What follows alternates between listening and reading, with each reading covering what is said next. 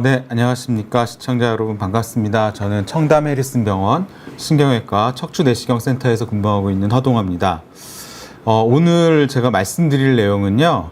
전에도 한번 제가 이 비욘디 채널을 통해서 한번 말씀드린 적이 있는데 척추분리증, 척추전방전이증 여기에 대해서 한번 말씀드리려고 해요. 오늘도 제가 여기 오기 전에 이제 진료를 보고 왔거든요. 근데 오늘 똑같이 이 척추 전방 전이증 환자분이 한 7분 정도 오셨어요. 근데 그 중에서 제가 2분은 유압술을 해야 된다고 말씀을 드렸고, 한 분은 감압술만 하자고 말씀드렸고, 나머지 분들은 아직 증상이 심하지 않아서 제가 비수술적 치료를 권유드렸거든요. 그래서 아주 흔한 질환은 아니지만 그래도 꽤 많은 환자분이 계신 게 바로 척추 분리증과 척추 전방 전이증입니다. 그래서 특히 척추 전방 전이증은 이 노화 현상과 연관이 많이 되어 있기 때문에 고령의 환자분이 이제 늘어날수록 환자분의 숫자도 늘어나고 있거든요. 그래서 생각보다 척추 전방 전이증 환자분이 늘어나고 있어서 오늘 거기에 대해서 좀 말씀을 드릴게요. 근데 이제 치료법이 굉장히 좀 다양하고 또 병원마다 권유하는 수술법이 굉장히 다양하거든요. 또 꼭 핀을 넣어야 되는 건지 유압을 해야 되는 건지 여기에 대해서 굉장히 이제 환자분들께서 궁금해하시고 질문을 많이 하시기 때문에 오늘 거기에 대해서 좀 말씀을 드릴게요. 이 척추 전방 전이증과 척추 후방 전이증이 있어요. 꼭 척추는 전방으로만 밀리는 게 아니라 척추가 뒤로도 밀립니다. 그래서 척추가 앞쪽으로 밀리면 전방 전이증, 뒤로 밀리면 후방 전이증이거든요. 그래서 여기 엑스레이랑 CT를 가지고 왔는데 여기 보시면 앞쪽으로 뼈가 밀렸죠. 이게 4번, 5번이거든요. 그럼 척추가 앞쪽으로 밀려 있다, 전방으로 전이되어 있다. 그래서 전방 전이증이고요. 이 경우는 다른 환자분인데 오히려 뼈가 뒤로 밀려 있어요. 그래서 후방 전이증이에요. 그러니까 전방 전이증도 있고 후방 전이증도 있는데 전방 전이증이 더 많다. 그러면 이 전방 전이증이 있거나 후방 전이증 그 자체는 큰 문제를 일으키지 않을 수가 있는데 이게 오래되면은 어떤 문제를 야기하느냐, 이게 협착증을 유발하게 됩니다. 그래서 또 뼈가 많이 밀리게 되면 허리가 많이 아파져요. 그래서 특히 자세를 변화할 때 허리가 많이 아프고요. 좀 걷고 이런 거 하려고 하면 이제 허리가 많이 아파질 수가 있거든요. 그리고 그 척추 전방 전이증 부위에 협착증을 유발하니까 이제 허리 통증도 유발하고 엉치나 다리 쪽으로 방사통을 유발하게 되거든요. 그래서 오래 걷기가 힘들어요. 예. 그게 이제 바로 문제가 되겠습니다. 그러면은 척추 전방 전이증은 아마 상식적으로도 이 핀을 넣어야 된다, 유압술을 해야 된다, 이런 얘기를 굉장히 많이 들어보셨을 거거든요. 그래서 많은 환자분들께서 그래, 수술까지는 내가 인정을 하겠다, 그래, 수술해야 되는 상황이면 알겠다, 하지만 핀만큼은 넣고 싶지 않다, 유압술까지는 하고 싶지 않다, 이런 말씀을 많이 하세요. 그래서 척추 전방 전이증이 있으면 꼭 유압술을 해야 하는가, 또 어떤 경우에는 꼭 해야 하는가, 오늘 여기에 대해서 좀 중점적으로 말씀드리려고 하고요. 또 유압술의 방법이 굉장히 여러 가지가 있잖아요. 뭐 사측면이 어떻고, 전방 경우가 어떻고, 후방 유압술이 어떻고, 내시경 유압술이 있고, 유압술도 방법이 되게 많잖아요. 거기에 특징에 대해서 제가 좀 오늘 자세히 말씀드리려고 하고 있습니다. 그래서 이게 바로 유압술이에요. 왜냐하면 어긋나 있는 뼈는 불안정하거든요. 불안정하면서 흔들려요. 덜그덕거리거든요. 그래서 이거를 안정화시켜주기 위해서 이렇게 핀을 넣고 이 유압 장치를 넣어서 이 뼈가 붙을 수 있도록 해요. 그래서 저희가 척추 고정술 또는 척추 유압술이라고 얘기를 하고요. 결과적으로는 이런 핀이 들어가야 됩니다. 뒤에 보시면. 그러면은 이 척추 전방 전이증 수술적 치료가 필요한 경우는 어떤 경우가 있느냐. 물론 척추 전방 전이증도요. 오늘 제가 저희 병원에 오신 환자분의 반 이상은 수술을 권유를 안 드렸잖아요. 증상이 심하지 않고. 그러니까 척추 전방 전이증도 뼈가 심하게 어긋난 경우에 또는 심하게 어긋났다 하지 않더라도 동반되어 있는 협착증이 심한 경우에만 제가 수술을 권유드리거든요. 그래서 이제 수술적 치료가 필요한 경우가 있어요. 근데 어떻게 우리가 유압술을 결정하느냐. 심플하면 단순한 병변은요, 간단하고 단순하게 치료해요. 그러니까 협착증이 심하다 하더라도 그 자체가 단순하다. 그러면 간단하게 치료하고요. 복잡하면은 어쩔 수가 없어요. 복잡한 걸 모두 해결하기 위해서 우리가 복잡하게 해결할 수밖에 없고요. 그렇기 때문에 저희가 유압술을 하는 겁니다. 그래서 척추 전방 전이증이 있다 하더라도 병변 자체가 간단하다, 치료하기 간단한 상태라고 하면 내시경이나 아니면 현미경으로 감압술을 하고요. 저는 이제 주로 내시경으로 하죠. 근데 너무 상황이 복잡하고 심각한 상황이다. 그러면 어쩔 수 없이 유압술로 진행을 해야 합니다. 그러면은 척추 전방 전이증이라고, 그러니까 일단은 비수술적 치료를 하겠죠. 근데 어쩔 수 없이 이제 수술을 해야 되는 경우가 있고, 그런 경우에 이제 우리가 유압술을 많이 고려를 하게 되거든요. 왜냐하면 뼈가 어긋났으니까, 뼈가 앞쪽으로 밀렸으니까 그거를 맞춰줘야 되잖아요. 하지만 유압술을 안 해도 되는 경우가 분명히 있습니다. 어떤 경우냐면 생각보다 허리가 별로 아프지 않아요. 왜냐하면 뼈가 어긋났기 때문에 많은 환자들이 엉치나 허리 쪽이 굉장히 많이 아프다고 하시거든요. 보통은 저희가 허리 벨트 라인 쪽, 바지에 그 부분에 허리 통증이 심하면 어쩔 수 없이 유압을 해야 되는 경우가 많지만, 허리가 별로 아프지 않고 그냥 우리가 흔히 경험할 수 있는 정도의 허리 통증 정도만 있는 경우에는 저희가 굳이 유압술을 하지 허리 통증이 심하지 않거나 없으면 유압술을 일단 저는 고려하지 않아요. 그 다음에 추간공 협착증이 동반되어 있지 않고요. 그냥 중심성 협착, 어긋난 쪽에는 중심성 협착이 많이 동반이 되거든요. 그래서 단순 병변인 거예요.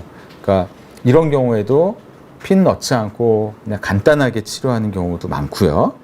그 다음에 허리가 어긋나면 이게 덜그덕거리거든요. 우리가 이거를 불안정하다라고 얘기를 하는데 제가 엑스레이를 보면서 설명드릴 거예요. 불안정성이 없거나 아주 경미한 경우, 그러니까 조금만 어긋나면 저희가 바로 핀을 넣어서 어긋난 거를 맞춰줄 필요가 전혀 없다라는 얘기죠. 이런 경우는 우리가 단순하게 치료한다. 이런 경우는 감압만 한다, 핀을 넣지 않는다라고 말씀드릴 수 있고, 그렇다면 저는 거의 90% 이상의 환자에서 이런 경우라면 내시경으로 감압을 하고 있습니다. 보여드릴게요. 이 환자분 같은 경우는 여기 잘 보시면 여기에 4, 5번의 척추 전방 전이증이 1단계가 이제 갓 시작된 상태고 협착증이 4, 5번에 있었거든요. 근데 허리를 우리가 다이나믹 엑스레이라고 하거든요. 말은 거창한데 허리를 숙였다 폈다 엑스레이를 찍어보면 허리가 물론 숙였을 때 약간 더 어긋나지만 그렇게 심하게 어긋나지가 않고요. 허리를 뒤로 하면 아주 잘 맞춰주고 있는 상태예요. 이 환자분은 허리가 별로 아프지가 않아요. 두 번째, 다이나믹 엑스레이, 허리를 숙였다 폈다 찍었을 때 엑스레이 상에서 허리가 별로 불안정하지가 않아요. 불안정한 사람은 많이 이렇게 어긋나거든요. 그 다음에 이 환자분은요, 중심성 협착만 있고 추간공 협착이 없어요. 그러면 이 환자분의 진단명은 뭐냐면 경도의 척추 전방 전이증과 중심성 협착증밖에 없는 거예요. 진단명이 단순하고 심플해요. 그러면 이건 단순 병변이거든요. 그러면 이런 경우는 핀을 넣지 않습니다. 그렇기 때문에 저희가 척추 내시경 감압술만 하는 거죠. 그러니까 이 환자분은 현미경이든 내시경이든 감압술만 하면 되는 거고요. 그렇다면 굳이 많이 째서 수술할 필요 없잖아요. 그래서 이 환자 같은 경우는 감압술만 했습니다. 다른 병원에서는 이 유압술 얘기를 분명히 듣고 오셨어요. 그래서 보시면 이게 되게 좁아져 있잖아요. 근데 어떻게 됐습니까? 신경통로가 확 넓어졌죠. 이런 경우는 작은 구멍 2개로, 저는 이제 주로 양방향 내시경 수술을 하니까요. 그래서 척추 내시경으로 간단하게 수술했고, 이런 경우는 수술 시간도 한 4, 50분 정도면 끝나고 입원도 한 이틀 정도면 바로 퇴원 가능하시거든요. 물론 추후에 이 뼈가 더 어긋나면은 유압술을 할 가능성은 조금은 있습니다. 하지만 이 감압술을 해서요, 허리 상태가 좋아지고 다리 통증이 없어지면 운동을 더 열심히 할 수가 있게 되거든요. 그럼 허리 근육이 더 좋아지잖아요. 그러면 나중에 유압으로 넘어갈 가능성이 굉장히 적어지는 거죠. 그러니까 적절한 치료는 허리를 살리는 겁니다. 이제 이 경우를 한번 보실게요. 이 경우는요, 일단 환자분이 허리를 굉장히 많이 아파해요. 그 다음에 허리만 아픈 게 아니라 엉치랑 다리까지 방사통이 오고, 이런 경우는 오래 걸을 수가 없거든요. 특히 자세 변화할 때 굉장히 힘들어요. 앉아 하실 때도 힘들어 하시고요. 진료가 끝나고 이제 그 진료실을 나가실 때도 굉장히 힘들게 일어나시거든요. 그러니까 뭐 다음 환자분도 기다리고 계시니까 빨리 자리를 비워주고 싶어 하시지만 굉장히 이제 천천히 움직이실 수밖에 없거든요. 이 환자분은 척추 전방 전이증과 협착증, 불안정성까지 동반돼 있어요. 뭐가 이제 진단명이 좀 복잡하잖아요.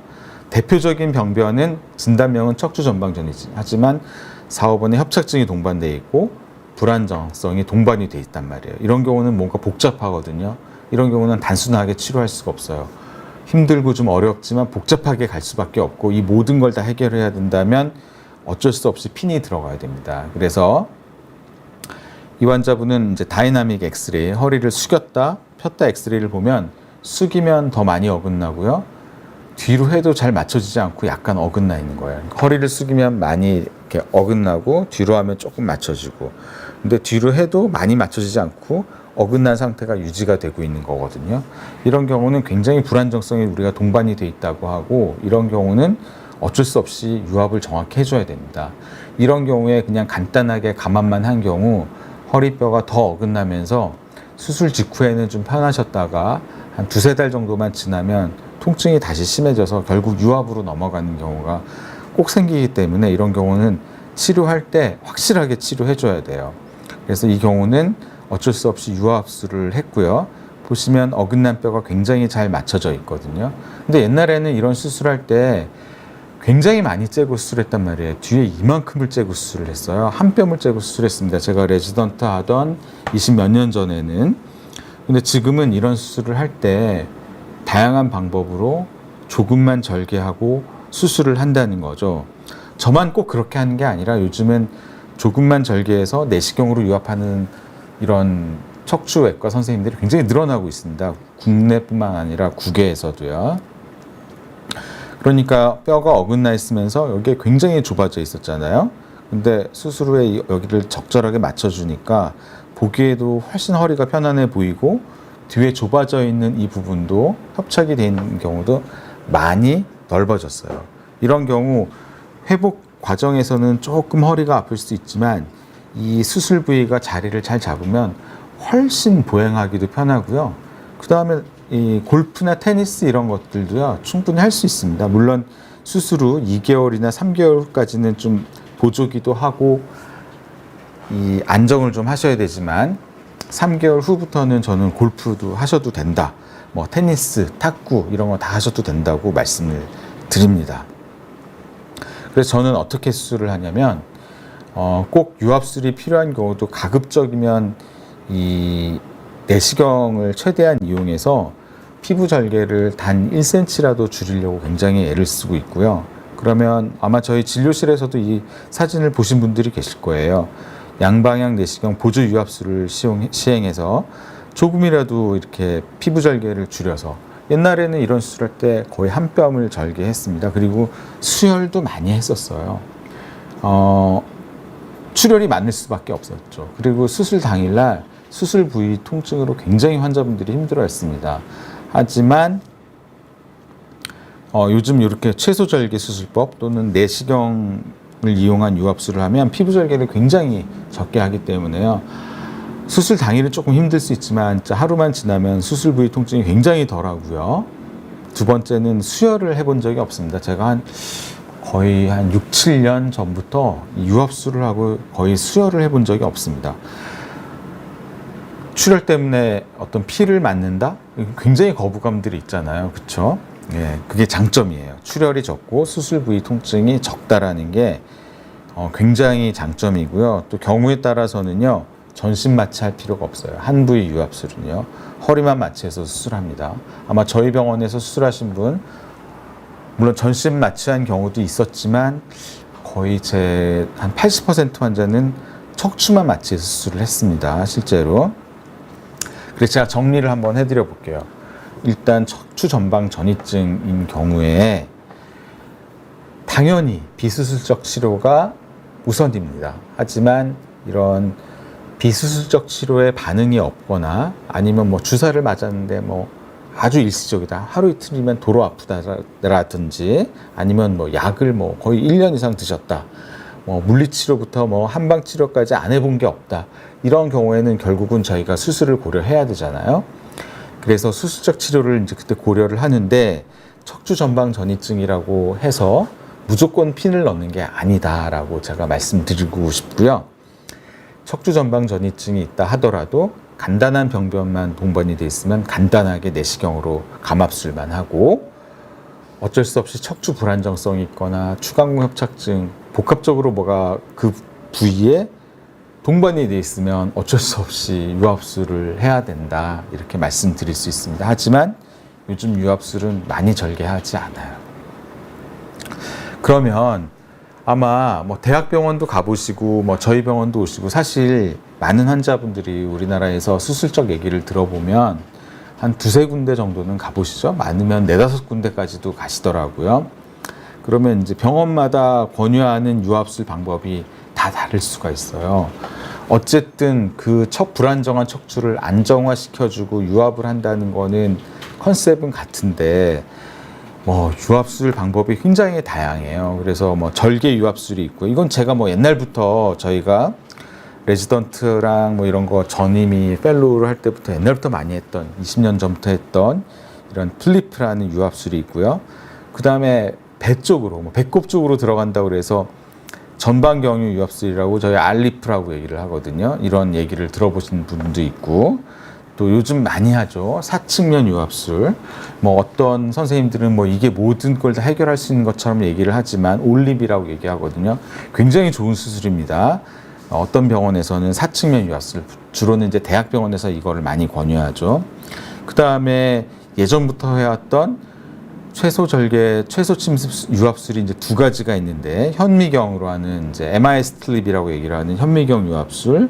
그 다음에 요즘 들어와서 우리나라뿐만 아니라 전 세계적으로 곽광을 받고 있는 척추 내시경 보조 유압술 엔도틀립이라고 얘기를 합니다. 이게 있거든요. 근데 요즘 분위기는요. 사측면 유압술과 척추 내시경 보조 유압술이 가장 트렌드한 수술이라고 얘기를 할 수 있어요. 그래서 근데 나머지 수술이 잘못된 수술이냐? 그렇지 않습니다. 네. 제가 이제 하나씩 말씀드릴게요. 플리프란 수술이 이제 고식적인 절개. 보시면은 뒤에 이만큼을 절개해야 돼요. 근데 이 수술이 잘못된 수술은 아닙니다. 옛날엔 다 이렇게 했었거든요. 근데 이런 경우는 언제 하느냐? 척추가 심하게 틀어지거나 변형이 동반되어 있어서 여러 군데를 핀을 넣어야 되는 경우가 있거든요. 이런 경우는 지금도 이런 수술을 해야 됩니다. 그 다음에 뼈가 너무 많이 어긋나 있다. 그럼 이 수술을 지금도 합니다. 근데 많이 하진 않아요. 근데 이 한 부위나 두 부위가 이제 유압을 해야 되는 경우는 요즘은 이 수술을 많이 하지는 않습니다. 장점은요, 변형된 척추를 강력하게 교정을 할 수가 있어요. 그리고 눌려있는 부분을 완벽하게 풀어줄 수 있다는 장점이 있는데요. 한 부위 정도의 척추 전방 전이증과 협착증이 있는 경우는 요즘은 이 수술을 많이 하지는 않습니다. 만약에 이 수술을 권유받았다면 다른 병원에서 한 번 정도 더 진료 보시는 것도 방법이에요. 그 다음에 알리프라는 이 치료 방법이 있거든요. 전방경유인데요. 배 앞쪽으로 들어갑니다. 이 수술도 굉장히 장점이 있어요. 등 쪽의 근육을 많이 보존할 수 있지만 결과적으로는 앞쪽과 뒤쪽을 두 번 수술을 해야 됩니다. 그래서 배 앞쪽으로 수술을 하고 등으로도 들어가거든요. 근데 이 경우에 가장 좋은 경우는요. 등 쪽으로 허리 수술을 몇 번 받았는데 어쩔 수 없이 유압을 해야 되는 경우가 있어요. 운이 좀 안 좋으신 환자분이 있거든요. 그런 분 계시잖아요. 3번, 4번 한번 디스크 수술했다가 재발돼서 또 수술했는데 뭐 유착이 돼서 다시 수술했다든지 아니면 등으로 수술했다가 염증이 생겨서 결국 염증 긁어내는 수술하고 이래 좀 안타까웠던 이런 환자분들. 근데 결국은 그 환자분들을 또 유압을까지 가야 되거든요.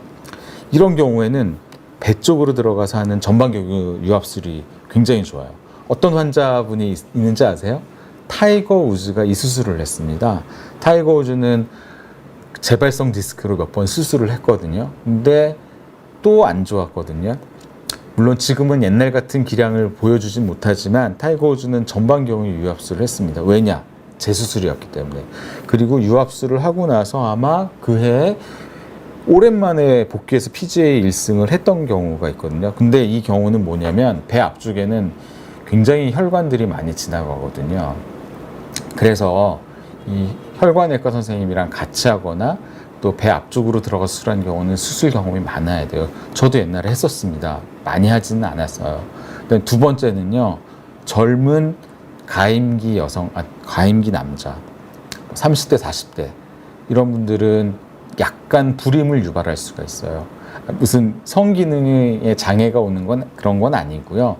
어떤 이런 그거는 뭐 다음에 한번 말씀드리겠는데 성기능의 장애를 일으키는 게 아니라 이런 약간 이제 그런 기능상의 문제를 유발할 수가 있거든요. 그래서 젊은 남자분들한테는 절대 하지 않고요.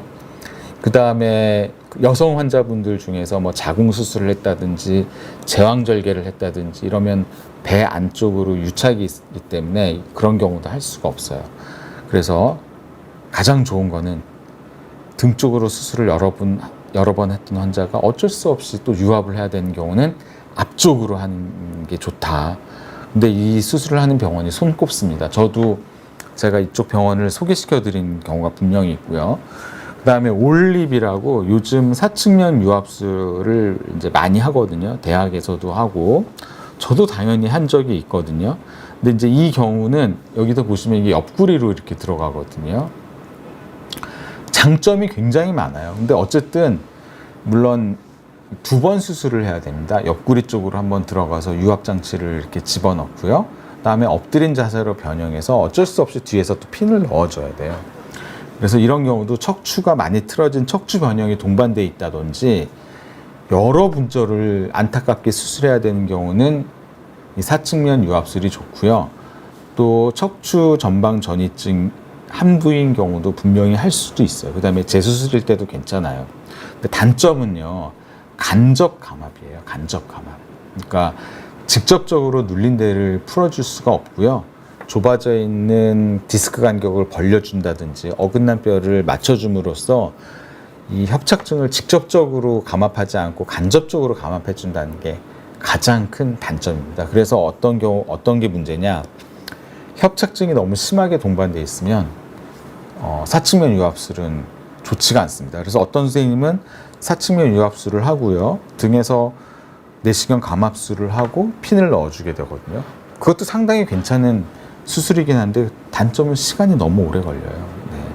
그리고 흉터가 옆구리에 또 생기고 등에도 또 생기거든요. 그 다음에 이제 제가 말씀드린 경우는 최소 침습 척추 유압술, MIS 슬립이라고 얘기를 하고요. 여기 한번 보시면, 근데 제가 그림을 왜 다 이쪽으로 옮겼느냐? 전에는 제 얼굴이 여기에 이제 주로 나와서 이쪽으로 이제 다 그림을 몰아놨거든요. 네, 지금 그래서 이 한쪽으로 다 그림이 몰려 있는 이유가 그렇습니다. 아마 다른 옛날 영상 보시면은 제가 이제 주로 여기에 사진이 나와 있었거든요. 그래서 그림을 다 옮긴 건데, 하여튼 보시면은 허리를 이렇게 쫙 째고 수술했던 게 아주 옛날에 하던 수술이고요. 그 다음에 여기 보시면은 아주 작은 피부 절개만으로 수술하는 게 있는데 이게 튜브예요, 튜브. 그래서 튜브를 넣어서 수술을 했거든요. 그래서 최소 절개 수술법이에요. 근데 이게 굉장히 괜찮아요. 지금도 하거든요. 근데 이거를 많이 응용한 수술이 뭐냐면 사실 현재 하는 내시경 유압술입니다. 그래서 피부 절개를 최소화해서 하는 수술이에요. 저도 이 내시경 유압술을 하기 전에는 이 방법을 썼고요. 현미경으로 이렇게 수술을 했습니다. 그래서 근데 거기서 더 발전된 게 뭐냐면 이제 척추 이제 그 내시경을 이용한, 저는 이제 양방향 내시경을 이용한 유압술을 하는데, 옛날에 제가 레지던트 할 때 배우던 수술은 다 이렇게 다 째고 수술했어요. 근데 이 수술이 잘못된 건 아니거든요. 근데 한 부위나 두 부위를 수술할 때는 굳이 이렇게 할 필요가 없다는 거죠. 그러면 피부 절개가 얼마큼 됩니까? 거의 뭐 10몇 센치를 째야 돼요. 근데 이렇게 하지 않고 요즘은 요만큼만 절개하고 수술을 한단 말이에요. 만약에 켈로이드성 체질 뭐 이런 분들이면 상처가 굉장히 흉하게 남을 뿐더러 두 번째는 이러면 감염의 위험도 많고요. 수혈을 해야 되는 경우도 많아요. 그래서 요즘은 이 두 가지 수술을 굉장히 많이 하고 있습니다. 거기다가 세 가지라고 얘기하면 사측면 유압술, 올립까지. 이 세 가지는 다 괜찮다라고 말씀드릴 수 있어요. 그래서 한 분절이나 두 분절이면 그냥 근데 간접 감압으로도 충분히 한 상황이다. 그러면 사측면 유압술, 올립이 괜찮고요. 근데 동반되어 있는 이 협착이 굉장히 심하다고 하면 저라면 미세 현미경을 이용한 그 최소 침습 수술이나 아니면 내시경 유압술이 훨씬 더 저는 괜찮다라고 생각해요. 네. 그래서 많은 경우에 한 부위나 두 부위는요 내시경으로 해결이 가능합니다. 네. 이제 두 번째로 말씀드릴 게 뭐냐면 이제 척추 분리증이에요. 제가 오늘 좀 말이 길어졌죠? 척추 분리증은요 척추 전체가 뚝 분리된 게 아니라요 이 부분이 여기가 궁엽부라는 거거든요. 여기가 이제 분리가 된 거거든요. 여기가 분리되면 뭐가 안 좋으냐? 이 부분은 허리를 뒤에서 잡아주는 근육이에요. 그러면 허리를 숙였다 폈다 할 때 여기를 잡아주지 못하니까 이 척추 분리증이 있는 경우 결국 척추 전방 전이증이 생기는데 문제는요 꽤 젊은 환자분들이 척추 전방 전이증이 생긴다는 거예요. 일반적인 척추 전방 전이증은 허리의 노화 때문에 생기는 거기 때문에 많은 환자분이 60대, 70대거든요. 근데 척추 분리증이 있는 경우는 심지어는 30대, 40대 이런 경우에도 이런 척추 전방 전이증이 생깁니다. 원인은 척추 분리증이에요. 그리고 척추 분리증이 있는 경우 척추 전방 전이증이 생기는데 요즘 이제 이 얘기를 많이 물어보시는데 1, 2, 3, 4단계 왜 우리가 1기, 2기, 3기, 4기를 자꾸 말씀하시냐면 이게 암 때문이거든요. 우리가 3기, 4기는 손 쓰기 힘든 암이잖아요. 그렇죠? 1기 암이나 아니면 제로기 암이나 2기 안에서 우리가 수술하려고 애를 쓰잖아요. 그래서 환자분께서 우리나라에서는 자꾸 1기, 2기, 3기, 4기에 너무 이제 집착하시는 경향이 있는데 3기, 4기는 정말 보일 수가 없습니다. 예, 대부분 1기나 2기거든요. 1단계나 2단계. 2단계만 해도 굉장히 심한 거예요. 지금은요, 척추 분리증 또는 척추 전방 전이증 1단계, 2단계가 중요한 게 아니라 동반되어 있는 협착증이 얼마나 심하냐라는 게 더 중요하고요. 사실 2단계부터는 굉장히 심하다라고 하고요. 3, 4단계에 있는 환자분은요, 제가 글쎄요, 몇 년에 한 번 볼까 말까? 네. 아니면 저희가 이제 그 개발도상국 좀 이렇게 동남아에 못 사는 환자분을 이렇게 저희가 모셔와서 수술할 때 간혹 볼 수 있어요. 우리나라에서는 3단계, 4단계는 거의 볼 수가 없습니다. 그러면 척추 분리증의 문제가 뭐냐? 척추 전방 전이증이 생긴다는 거죠. 그것도 꽤 젊은 나이에. 그래서 문제가 되는 거고요.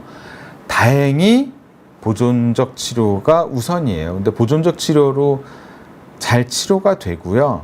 그 다음에 척추 분리증이 있었는지 없었는지 평생 모르고 사시는 분들도 있고요. 척추 분리증을 60대나 70대 그때 우연히 엑스레이 찍었다가 알게 되는 분들도 많이 있어요. 그러니까 좋은 경우도 많다라는 걸 알고 계시면 되고요. 수술은 언제 하냐면 허리 통증이 너무 심하거나 방사통이 심할 때 수술을 합니다. 그러니까 그냥 척추 분리증이 있다고 그 분리된 걸 무조건 고정하지 않습니다. 그러면 이거는 이제 제가 영어 교과서에서 따온 얘기예요. 이거 척추 분리증의 non-surgical treatment니까 비수술적 치료잖아요. 이거 뭐 또 제 얘기만 하면 또 제 기준에 의해서 얘기를 한다고 말씀하실까봐 그냥 교과서를 캡처를 해왔는데 일단은 척추 분리증이 심한데 허리 통증이 심하면 쉬자는 거예요. 두 번째는 약 먹자, 물리치료하자, 아니면 보조기 하자. 이렇게 치료하면 많은 환자분들이 좋아집니다. 또 한동안 통증 없이 잘 지내고요. 여기다 추가로 한다면 허리에다 주사치료 이런 거를 좀 해드릴 수가 있겠죠. 그럼 언제 수술을 해야 되느냐? 2단계부터 우리가 하이 그레이드 많이 어긋난 경우가 2단계부터거든요. 그리고 점점 어긋난 게 점점 진행하는 분, 그 다음에 보존적 치료에 이제 더 이상 반응하지 않는 분, 처음에는 하루 이틀 쉬기만 해도 좋아졌던 통증이 지금은 일주일을 쉬어도 낫지 않고 뭘 해도 계속 통증이 지속되는 경우가 있어요. 이런 경우에는 어쩔 수 없이 수술을 해야 된다. 근데 이런 수술을 해야겠다라는 판단을 저희가 도와드리기도 하지만 환자분들께서 도저히 이제 견디기가 어렵죠. 통증으로. 그래서 수술을 하는 겁니다. 네. 척추분리증 있는 환자분들 보존적 치료로도 많이 좋아지는데 주사 치료까지 했는데도 통증이 좋아지지가 않고 방사통이 심하면 그때는 수술을 해야 되고요. 어쩔 수 없습니다. 자기 나이가 젊다 하더라도 과감하게 이런 경우는 유압술을 해야 되는 경우가 많거든요. 이런 경우에요. 척추분리증, 아까랑 좀 모양이 다른데요. 뼈가 꽤 많이 어긋나게 됩니다. 이분 둘 다 지금 이분도 2단계, 이분도 거의 2단계거든요. 이런 경우는 거의 치료의 답이 정해져 있어요. 이런 경우는 감압술만 하는 경우는 흔치 않아요. 그냥 척추 전방 전이증이 노화 때문에 생기는 경우는 우리가 감압술을 하는 경우도 꽤 많지만 척추 분리증 때문에 척추 전방 전이증이 생기는 경우에는 유압을 하는 경우가 90%라고 보셔도 돼요. 이 환자분 같은 경우는요, 거의 이런 게 이제 3단계예요. 3단계. 3단계 환자, 이거 수술하기 쉽지 않습니다. 이분은 할머님이시고요. 허리가 많이 아팠는데 계속 이제 허리 숙여서 농사일 하시고 이랬던 분이거든요. 근데 이런 수술도요, 지금은 내시경으로 가능합니다. 지금 굉장히 많이 어긋났는데 다 맞춰놨거든요. 그래서 피부절개도 요만큼만 해서 내시경으로 수술했던 경우고요. 척추 분리증 때문에 척추 전방 전이증이 생기는 경우, 그러니까 선천적인 병변 때문에 뼈가 어긋난 경우는 아쉽지만 핀을 넣어야 되는 경우가 대부분이다라고 말씀드리고요. 이건 저의 주장이 아니에요. 교과서적으로 그렇게 나와 있습니다. 근데 만약에 아주 드물게 감압술만 하는 경우가 있는데요. 그럼 어떤 경우냐? 뭐 내가 신장 이식을 했다든지, 그다음에 암 치료가 끝나지 얼마 안 됐다든지, 아니면 심장병이 너무너무 심하다든지, 아니면 막 88세 막 이렇다. 그런 경우는 어쩔 수 없이 저희가 감압만 하는 경우가 아주 드물게 있지만 치료의 목표는 한 60% 좋아지게 하는 거예요. 네. 감압의 한계가 있거든요. 네. 그래서 척추 분리증 때문에 척추 전방 전이증이 생겨서 수술하는 경우는요, 어쩔 수 없이 유압을 해야 되는 경우가 많다. 이렇게 말씀드릴 수 있습니다. 그래서 이제 좀 정리를 해서 말씀드릴게요. 척추 분리증과 척추 전방 전이증은 뗄래야 뗄 수 없는 관계이고 당연히 보존적 치료가 우선인데 주사나 이런 시술까지 했는데도 통증이 너무 심해서 일상생활에 제약이 심하고 오래 걷기가 힘들다면 그때는 우리가 수술적 치료를 굉장히 조심스럽게 고려를 하고요. 근데 이제 척추 전방 전이증을 우리가 1, 2, 3, 4단계로 나눠서 하지만 이건 옛날 얘기예요. 사실 이제 MRI가 없을 때 1, 2, 3, 4단계가 중요하지 않고 지금은 동반되어 있는 불안정성과 협착증이 얼마나 심하냐가 더 중요한데 2단계부터 3, 4단계가 중증이 아니라요. 2단계부터 중증이다라고 저희가 얘기를 하고요. 3단계, 4단계 환자는 거의 우리나라에선 보기가 어렵습니다. 네. 거의 끝에만 걸쳐 있는 상태거든요.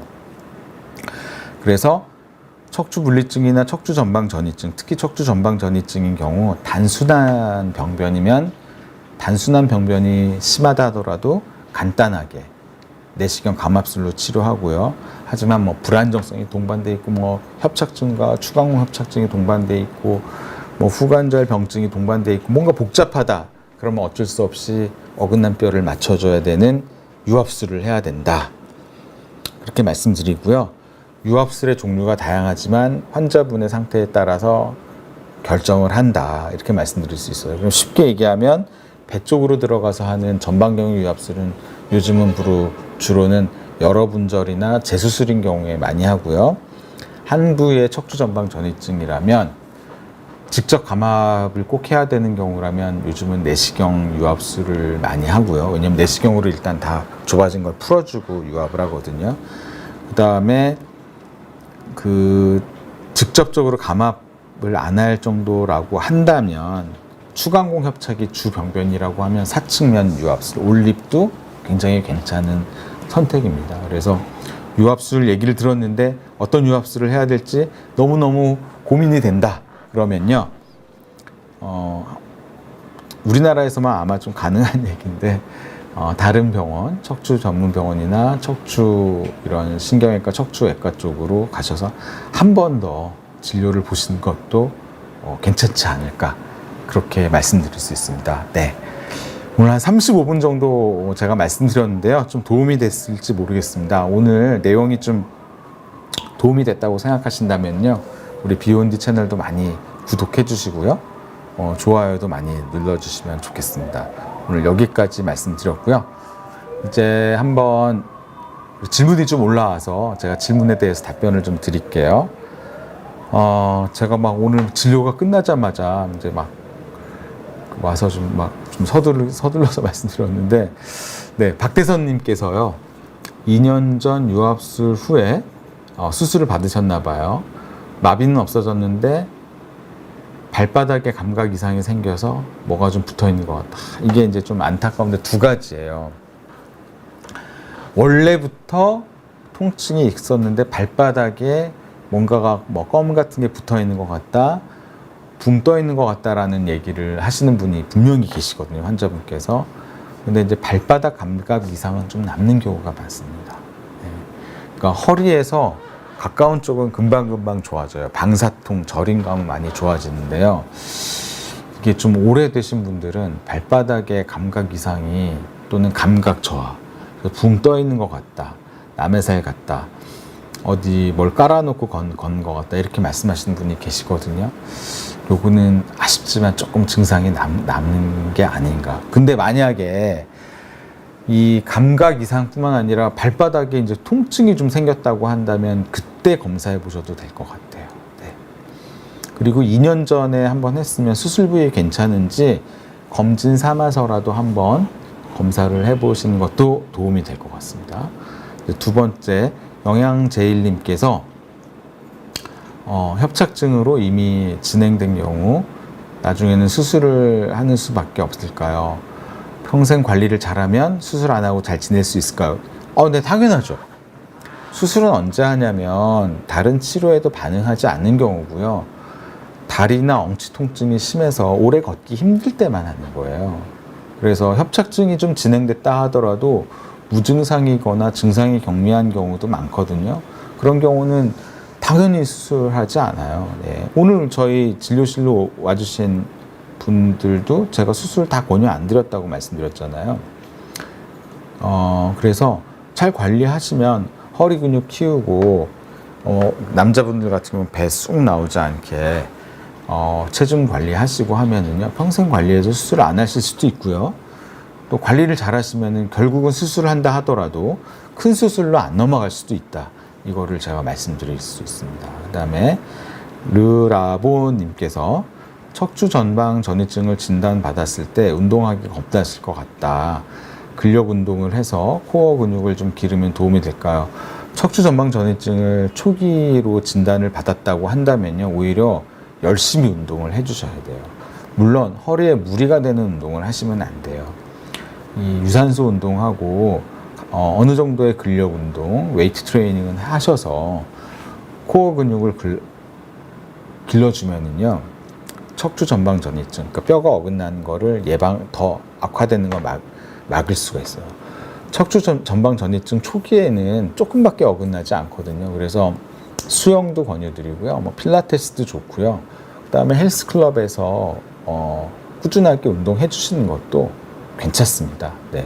그러니까 허리를 좀 망가질 만한 좀 무리가 되는 운동을 하지 않으시면 돼요. 다른 운동, 좋은 운동들 많이 있거든요. 그런 운동을 해서 근육을 기르면 척추 전방 전이증이 악화되는 거를 막아서 나중에 수술까지 넘어가지 않도록 오히려 예방하실 수 있다. 그렇게 꼭 말씀드릴 수 있습니다. 그 다음에 아침 햇살님께서 20대나 30대에도 척추분리증이나 척추전방 전이증이 올 수 있나요? 네, 분명히 올 수가 있어요. 척추분리증은 두 가지인데요. 이 척추궁엽부 결손이라고 얘기를 하거든요. 그래서 척추 분리증은 사실 선천적인 병변인 경우가 많습니다. 근데 척추 분리증이 후천적으로 오는 경우는 뭐 허리 수술을 받았을 때도 올 수가 있고요. 뭐 유도나 뭐 주짓수나 아니면 뭐 이런 격투기나 이런 거를 직업적으로 선수 생활을 하신 분들 있잖아요. 그런 부분은 이 척추 분리증이 생기는 부분이 좀 뼈가 얇은 부분이거든요.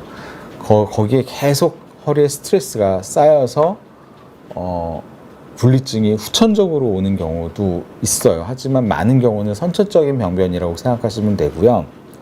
척추 분리증이 있게 되면 뒤에서 허리를 잡아주는 힘이 떨어지기 때문에 관절이 약해져서 척추 전방 전이증이 오고요. 심한 경우는 10대에도 와요.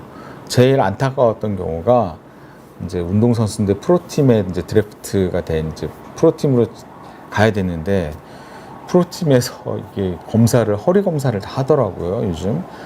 제가 옛날에 이제 그 운동팀의 주치의로 관여를 할 때, 근데 이제 척추 분리증이 있어서 척추 전방 전이증이 생겼거든요. 그러니까 프로팀에서 지명을 철회하더라고요. 너무 안타까웠거든요.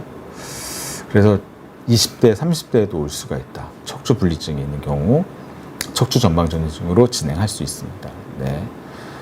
그다음에 행복한 토끼님께서 척추 분리증과 척추 전방 전이증도 유전적으로 올 수 있나요?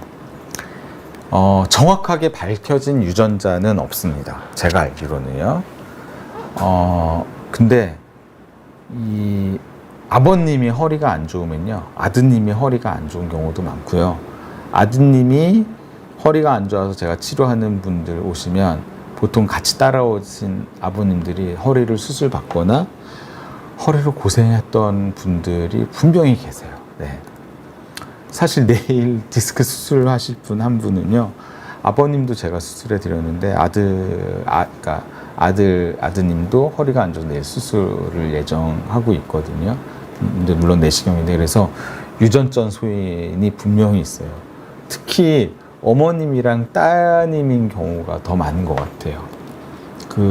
아무래도 여성분께서 약간 허리 쪽으로는 조금 더 취약하거든요. 왜냐면 출산도 있죠. 골다공증도 좀 빨리 오고 하잖아요. 예. 그래서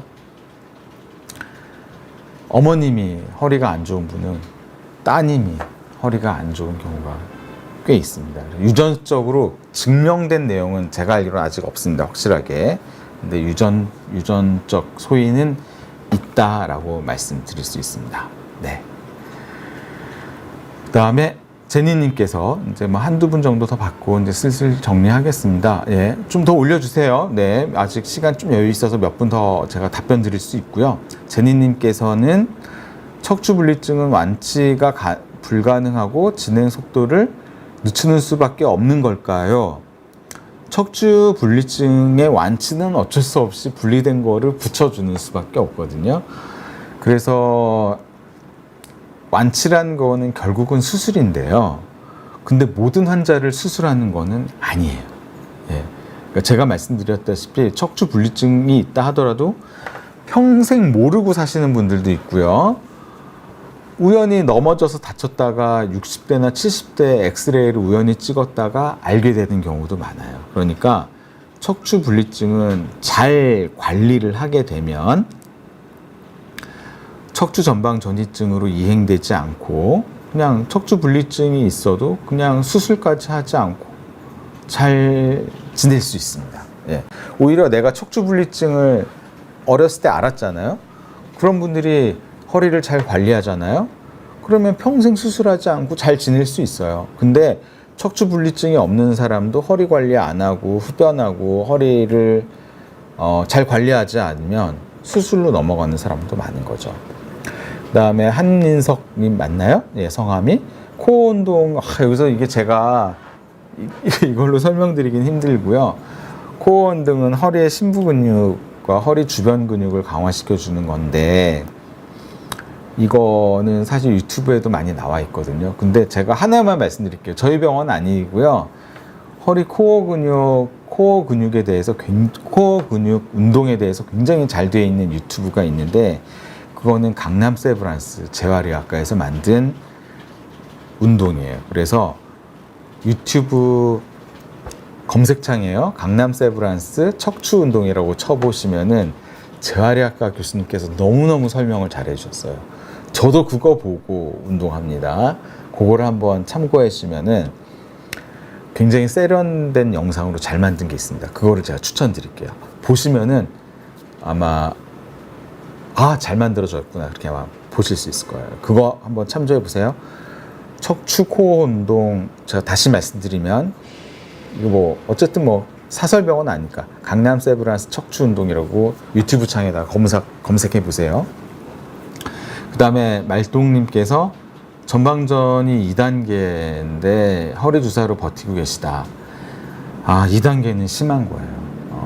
통증이 아직 심하지 않다고 하셨는데요. 허리 주사로 버티고 있다는 것 자체가 저는 통증이 심하다라고 생각하거든요. 만약에 1년에 한두 번 정도 주사를 한다면 수술하지 마시고요. 뭐 거의 매달 주사를 맞고 있다고 하신다면 저는 수술 쪽을 한번 고려를 해보시는 게 좋지 않겠느냐 생각해요. 2단계부터 수술이 쉽지 않습니다. 물론 저도 내시경으로 하고 있지만. 그 다음에 하늘님께서 유압수를 하면 허리가 전과 같이 움직이나요? 그럼요. 잘 움직여요. 한 부위나 두 부위 유압은요. 그렇게 허리에 물론 좌식 생활은 좀 불편할 수 있지만 허리가 오히려 더 좋아져서 움직임을 더 잘할 수가 있습니다. 허리가 아파서 오히려 더 못 움직일 수가 있거든요. 전방전이증이나 분리증이 있으면. 그래서 물론 회복 기간 동안 안전 가료 기간 동안은 함부로 허리를 막 쓰시면 안 되지만 한 2, 3개월만 지나면 오히려 허리를 더 잘 쓸 수가 있어요. 타이거 우즈도 유압수라고 PGA에서 1승 했잖아요. 그쵸? 아주 오랜만에. 그거 한번 구글에서 검색해 보세요. 네. 타이거 우즈는 허리 수술 여러 번 받으신 분입니다. 네. 지금은 이제 나이도 많이 듣고 전성기가 지나서 옛날만 못하고 뭐 컷도 당하고 컷오프도 당하고 하지만요. 그 다음에 고래밤님께서 유튜브 보고 코어 운동 따라 해도 괜찮을까요? 네. 유튜브 정도에 나온 거는 해도 괜찮아요. 근데 다만 했더니 코어 운동은 사람들마다 좀 그러니까 이 운동을 했더니 내가 허리에 너무 힘들다. 그럼 그 자세를 뺐으면 좋겠어요. 보통 뭐 5가지 정도도 하고 3가지 정도 했잖아요.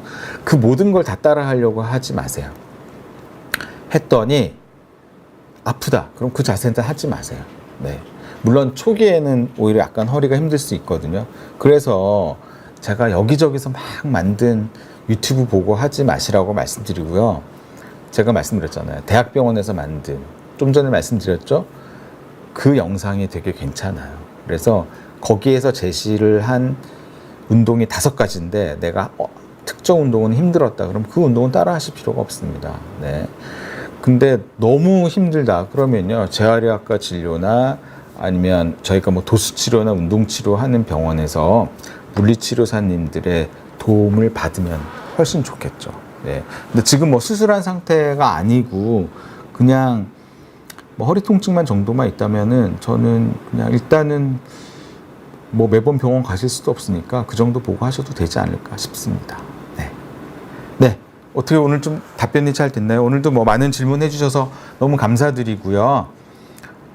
좋아요, 또 구독, 여기 우리 비욘드 채널도 구독 좀 많이 해주세요. 네. 그리고 다음에도 좀 더 유익한 내용으로 다시 찾아뵙도록 하겠습니다. 그리고 운동에 대해서도 관심 많기 때문에 다음에 한번은 기회가 되면요. 저희 병원 물리치료 실장님하고 한번 여기에 출연을 해서 허리에 도움이 되는 운동에 대해서도 한번 말씀드릴 수 있는 시간을 한번 갖도록 하겠습니다. 네, 오늘도 경청해 주시고 많이 질문해 주셔서 감사드립니다. 오늘 여기서 마치겠습니다. 감사합니다.